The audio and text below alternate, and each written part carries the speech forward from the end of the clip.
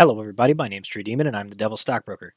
This video is going to be a quick update from our Demons meeting that occurred this Sunday at 1 p.m. Eastern Standard Time. In this video, we covered the technical analysis and market updates for most of our small cap and meme tickers that we track at Hell's Trading Floor, including AMC, GameStop, BBIG, and a couple of other ones that have recently been discovered by the team. We hope you enjoy the content, wish you the best of luck, and as always, have a hell of a time in the markets. Can you look at Zim, Z-I-M, again for Shady Grit? Sure, we could do that. Let's take a look at Zim. When did this get called out? Because I think that somebody said that. Last Sunday, I think I brought it up. Zim was asking about it. I think it was last week. Oh yeah. So let's see. Friday was on the 21st, and you brought it up on Sunday the 16th. So I believe that I believe that what I said was that it needed to come back down to these levels because I see this. That's actually really encouraging. This is a nice setup. This is a really nice setup. So if you look on the daily, you have a triple bottom setup here. This is perfect. This is an excellent long position. So couple of other things also. I see that there is a diamond bottom forming here. You have a megaphone pattern, right? Or at least you have this higher highs and flat lows here in a broadening wedge. If it holds up support here and it continues to oscillate here, then what you'll end up with is this diamond pattern. And hopefully this draws out on trend as well. So we've got the price doing this, and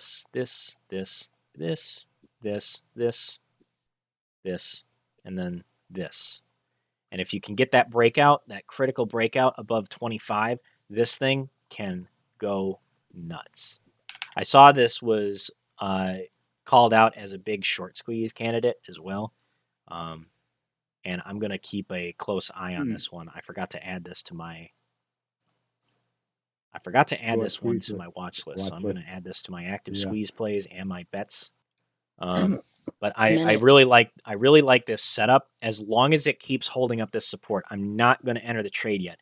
This isn't one where you can jump in too soon.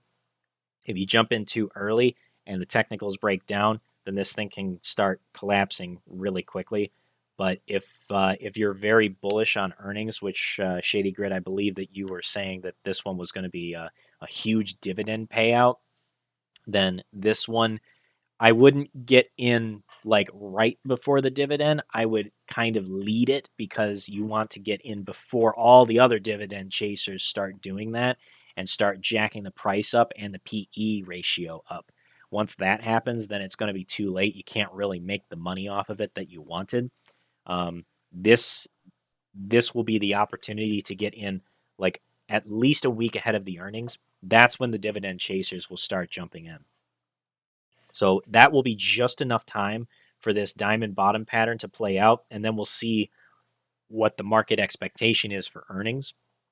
And after we get into like maybe at the tail end of the first week of November, you'll start to see the direction that the market's decided. But keep a close eye on this one. If something happens with this, I'd love to get a heads up. Hey, True Demon. Yeah, who's this? This is Shady Grit. Oh, what's up, dude? I've been watching this for months. Excellent. And something that you had noticed last week was the fact that there was a huge put position at 25p, and that flushed without any evidence of a rollover on it. And the call ratio has switched going into next week. I really think that somebody drove price down to keep that massive put position live so that they could acquire shares going into dividend season. I really expect this to go up. So you think that the shorts are just trying to keep their puts heavy in equity? Yeah, the position was at 25, and there was a massive increase in the short interest in the last 2 weeks. We're up to like 18% now. Interesting. And there was no evidence of that position being rolled over going forward. at least as far as I can tell on the options chain. That's interesting. I can see the RSI is wanting to turn bullish here. The MACD is in the right spot. It needs to come back down one more time and touch the outside of this price cloud. Like I can see that the price cloud is starting to tighten up a little bit. This consolidation is good for it. This is very near to a bottom for this stock. It could get worse because they did IPO last year. So somebody who knows, somebody might know something, or somebody might just be trying to, punish this particular company. We don't know. But there's a lot of strength down at these levels from the early trading. But I'm starting to see some strength coming into this thing, and it's starting to hold itself up very nicely. And the volume to the downside is starting to really weaken up. We'll see. I'm going to keep a close eye on this. In this case, Eugene, I'm just curious, what would convince you? How many more days of consolidation, or what specifically, would you? It's not the consolidation that would convince me, but the more consolidation I see, the more bullish I become, because that's more support for it trading at these prices. So the longer it hangs out down here, the better, because that just builds up a floor that's more stable and strong beneath it, so that if it does make a big move to the upside and it breaks through that resistance, like comparatively, look at this gap in volume between $28 and $40. The volume here is much thinner. It traded down to the downside very quickly, and it did the same here, right? It moved down very quickly. If I do a fixed range volume profile on just these moves, then you'll see that the volume is only very strong right here, right? Only in this area where the price spent a lot of time at. I want to see that again. I want to see the price hang out here for a long time, and then for it to break out to the upside.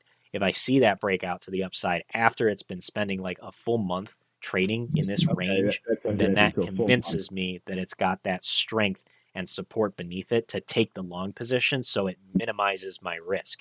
And then if it returns back to that level, I can exit my position without a tremendous loss.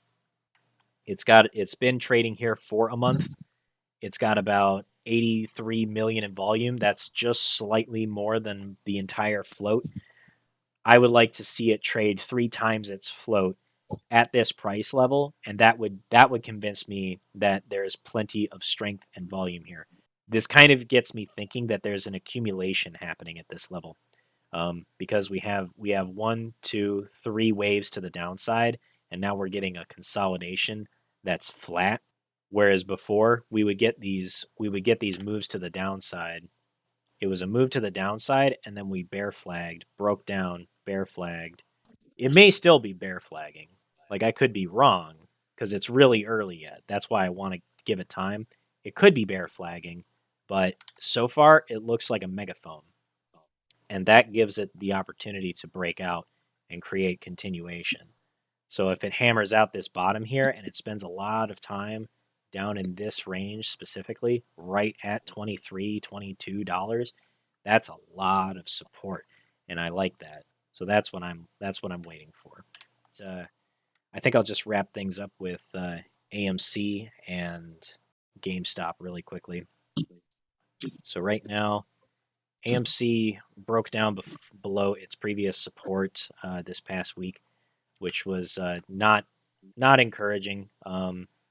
It's unfortunate to see. I've been making profits selling covered calls over the last 3 weeks now, trying to capture just what money I can, trying to keep my portfolio at least a little bit stable and keep making some cash back.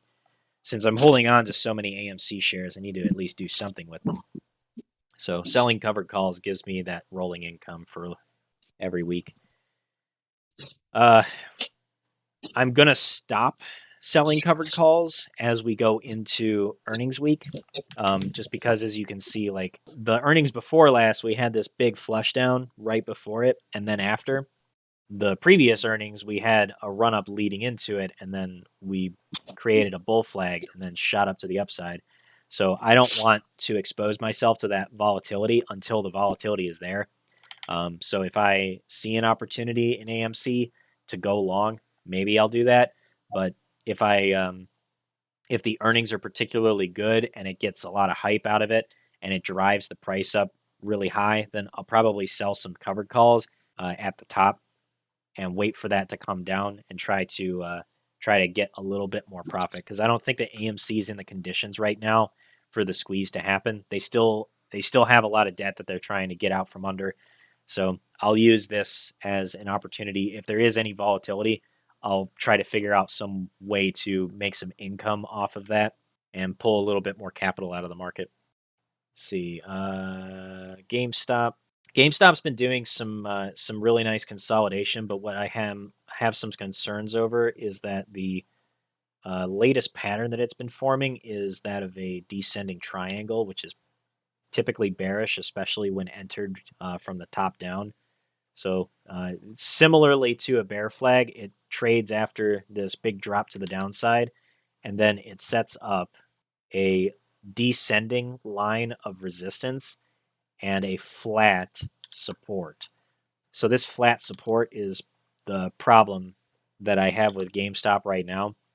If it breaks down below this level, then we could see GameStop return to 1950, and that would be it would be a decent short position. It would be like an okay short trade, but I'm not one to bet against retail. I know that retail is in this heavy right now, and I'm not gonna go against the flow of retail sentiment.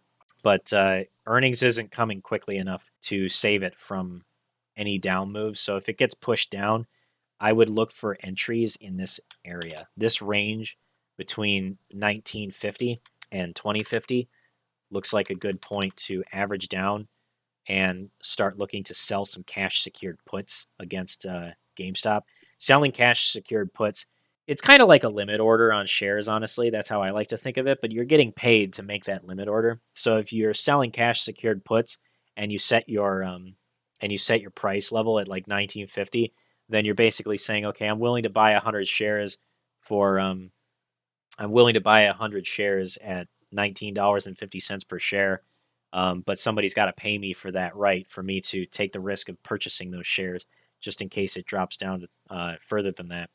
If GameStop continues to hammer out this bottom and this consolidation looks more sideways, then I would then I'll be a little bit more bullish going into earnings. But it needs to hold this range for a long time, like all the way throughout November, and maybe push up and break back up above $25, $26 for me to feel any kind of confidence that GameStop is going to perform well going into the Christmas season.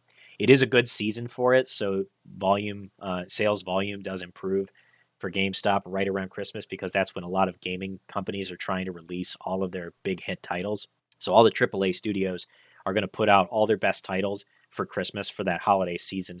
That's really good for GameStop. It helps their sales out. So we're going into the right season. This is the right time to start getting bullish for GameStop, but I'm worried about that one last push down to the downside happening before that. If there are longs in GameStop, then that honestly is just an opportunity for them to average down on their positions, because if it gets pushed down to this level and then consolidates, it won't spend a lot of time here. Like, look at how short amount of time it's spent in these price areas every single time.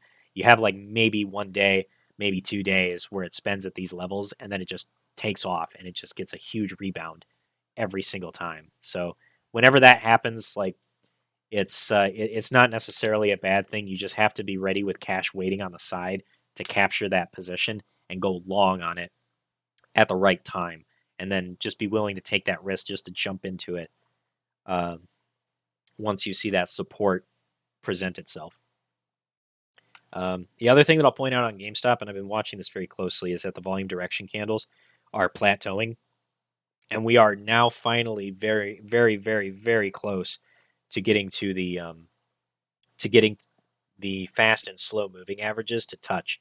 This has kind of looked like a logarithmic curve. And it's all that this is really displaying is that there's been no volume traded in the stock over the last 2 years as we've gone through the as we've gone through from the January squeeze all the way up till today. If there is some potential for GameStop to make a big move to the upside, I find that the closer these moving averages get to each other, the more volatile things tend to get. So maybe we'll see some volume pick up in GameStop going into the holidays, like we did back in December of 2020 and January 2021. But I'll hold off on the side until then. Okay, I'm saving the best for last. We got BBIG. Still very excited about BBIG and the merger that's being negotiated right now between them and Zash Global Media. BBIG right now, we had a unfortunate close below $1, although I won't say that it was a surprise. I'm honestly, it was pretty much to be expected that BBIG would not break above $1. And this is why I say, like, buying in the money contracts, if you're looking to take advantage of any volatile moves in BBIG, in the money options are the safer choice because you're paying a little bit more for premium, but when there's that big upswing, you have a big increase in your delta and your gamma value on those options. You can take that profit and wait for it to come back down. Lately, BBIG has just been oscillating between this price range, not really moving all that much on a daily basis. So we've been trading in this range for a long time now. At this point, I think that it really just is a matter of waiting for that catalyst, that news of the merger, to finally send this thing to the upside. But clearly, shorts are not making any progress trying to push BBIG any further down. And the technicals are only getting more bullish as time goes on. The MACD indicator, every time they keep trying to push it down to the downside, the momentum is still at the downside, but these are so tight. It's so tightly coiled that any move to the upside that can break 100 or $1.25 can send this thing skyrocketing because of that gamma ramp that I've been talking about for months on end. So right now, BBIG still continues to be range bound. The dark pool volume on a daily basis is exceeding 80% of the exchange volume. So we know that it's all institutions that are trading this back and forth. It's probably a market maker that's negotiating all of the trades for retail. And at this point, I'm pretty convinced that, like, there's nothing in the vault. Okay, they got a really big door on it and it looks impressive, but there's nothing inside. What do you mean by that? That there's nothing inside of?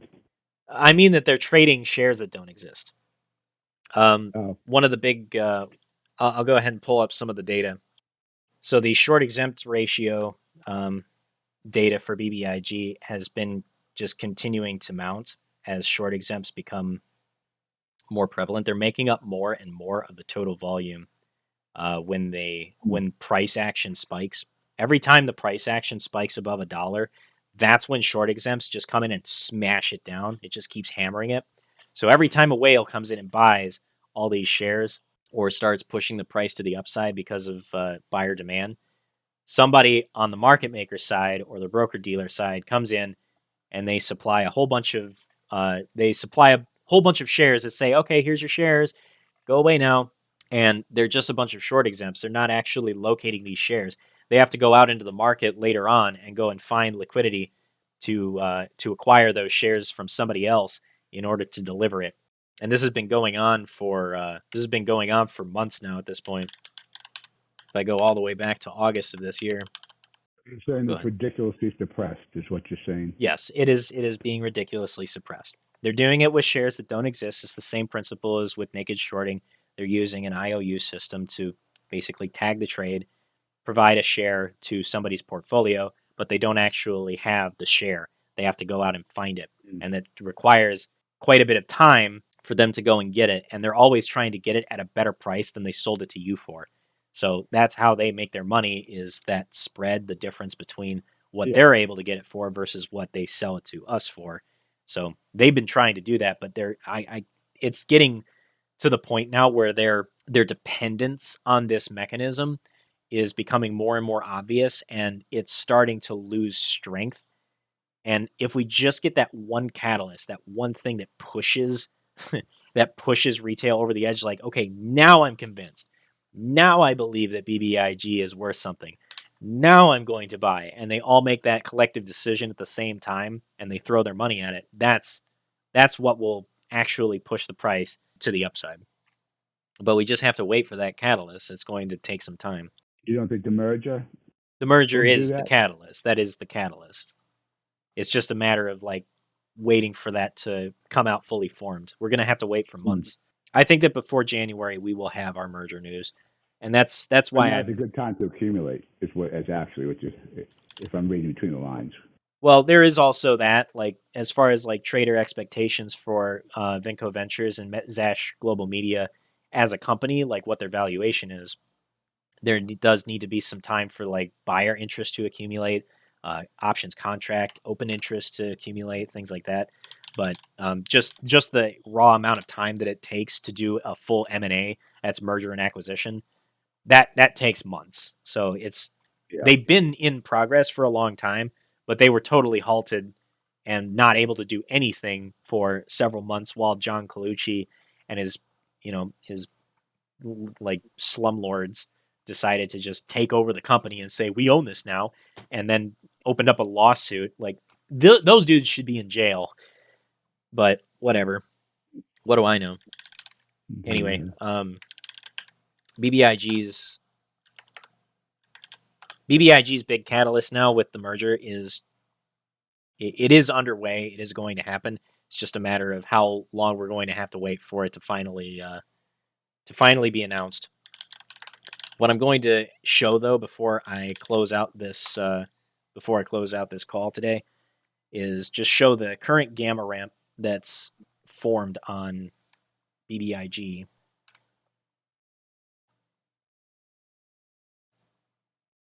And this is just the gamma ramp out till November. What this shows is that the stock's value, according to strike price, the percentage of float in the money in the form of call contracts is over here on the left.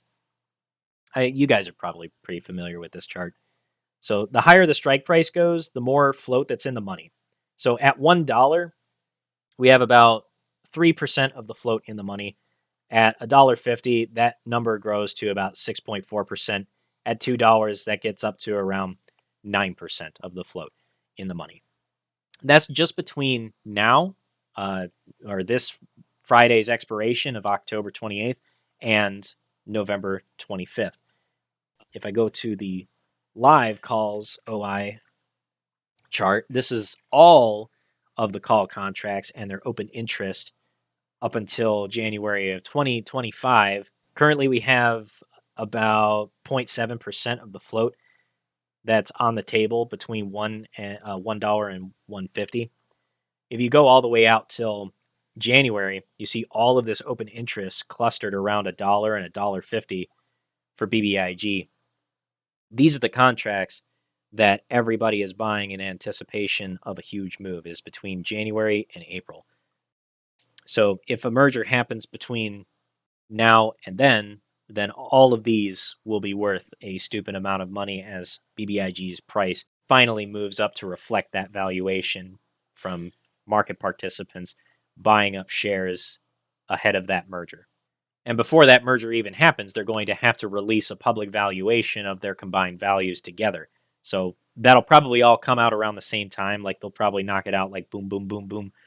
Every piece of information that everybody wants to know about the merger, they're probably going to try to get all of that together so that they're not forcing people to wait on like, well, here's the next piece of news, but we're still working on that. Like one thing that I've observed from the communications that the Zash team have had with retail participants that they've been talking with on social media, and they have been talking with retail participants. Like they're actually participating in a conversation back and forth with retail, and they're being much more transparent now which is what we had asked for in the beginning. So it's a big hats off to the BBIG team for, BBIG and Zash Global Media.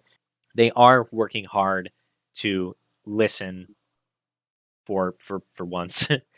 And it's starting to manifest itself. It's starting to actually like walk the walk, not just talk the talk. At some point, news will break that the Zash Global Media and Vinco Ventures merger is going forward.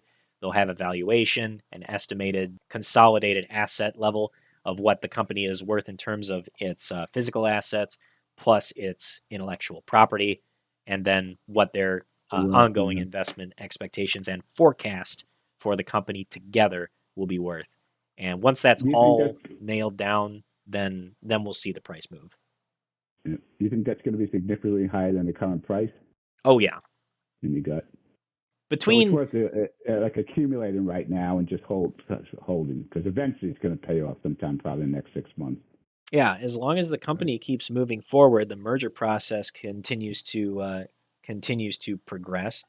We don't have any more interruptions like with Colucci, which all the bad actors have been flushed out. So probably doubtful, right? It's doubtful that you're going to have that. Yeah, I strongly doubt that anything like that will happen. And we've got good leadership that have now entered into the company, and I'm encouraged that Ross Miller, who's like, this guy is a court-appointed outsider who was brought into the company, and he has a very good history in business. I think that so I'm looking forward to seeing what. PG, one more thing. It doesn't have to be today. Can we go over BIOR at some point? I asked if you were are you still regularly investing in it? I'm not regularly investing in BIOR. I've already got a portfolio that's like mostly BIOR shares now. So I don't want to expose even more. I'm trying to make money on other plays. If things change for me, I'll let everybody know, but I'm still holding on to every share of BIOR that I had from the beginning. I haven't changed my holdings at all. Are you still bullish, in other words? Are you still like, even though it's... Yeah, I'm bullish for the long term. Like my 5-year plan on BIOR is just to hold. So I've got my position. I'm satisfied with the size of it.